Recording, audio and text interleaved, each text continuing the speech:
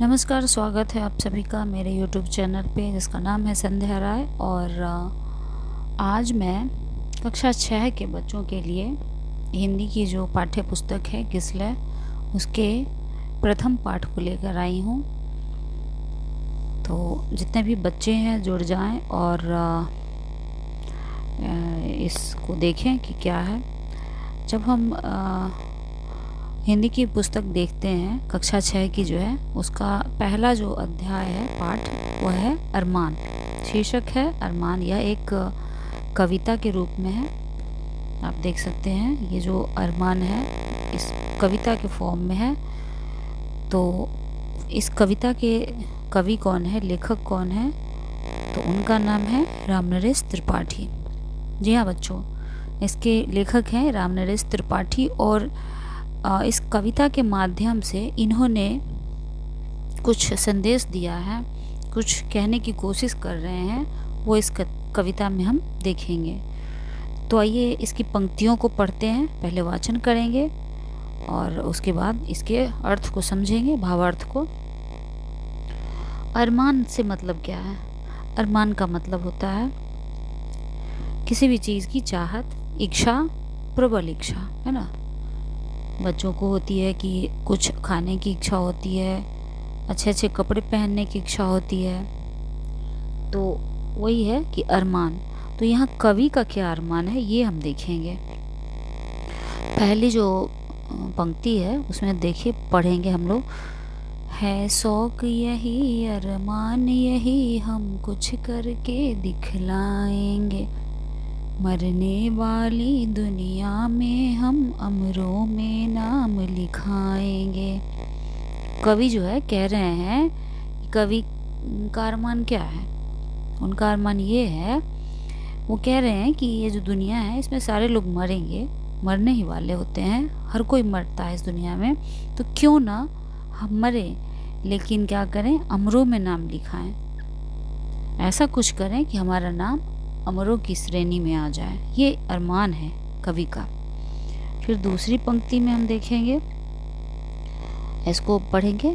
जो लोग गरीब भिखारी हैं, जो लोग गरीब भिखारी हैं, जिन पर न किसी की छाया है, हम उनको गले लगाएंगे, हम उनको सुखी बनाएंगे। देखिए कवि क्या कह रहे हैं कि जो लोग गरीब हैं, भिखारी हैं, मतलब जो लाचार हैं, कमज़ोर हैं, जिस पे किसी की छाया नहीं, अर्थात जिनका मदद कोई करने वाला नहीं है, उनको हम क्या करेंगे, गले लगाएंगे, हम उनकी मदद करेंगे और उसे सुखी बनाएंगे। तो ये यहाँ इच्छा प्रकट कर रहे हैं कवि, अरमान है उनका कि वो ऐसा चाहते हैं कि वो ऐसा कुछ करें। फिर यहाँ पे देखते हैं तीसरी जो स्टेंजा है। जो लोग हार कर बैठे हैं, उम्मीद मार कर बैठे हैं, हम उनके बुझे दिमागों में फिर से उत्साह जगाएंगे। ये पंक्तियाँ जो हैं कितनी अच्छी पंक्तियाँ हैं।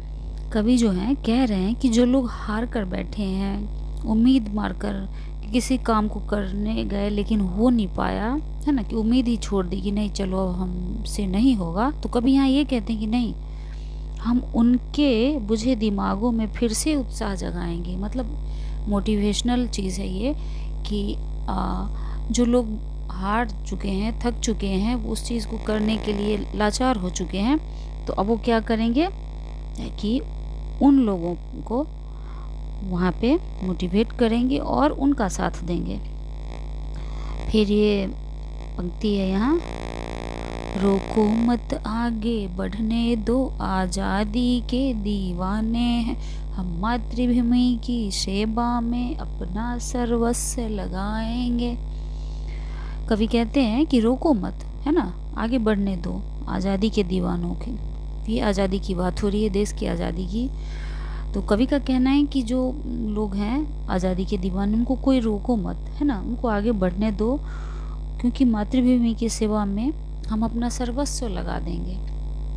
देश के लिए बलिदान की बात कही जा रही है और ये यहाँ पे कवि का अरमान है। फिर यहाँ पे लाइनें देख रहे हैं हम, अंतिम जो पंक्तियाँ हैं, हम उन वीरों के बच्चे हैं जो धुन के पक्के सच्चे हैं, हम उनका मान बढ़ाएंगे, हम जग में नाम कमाएंगे।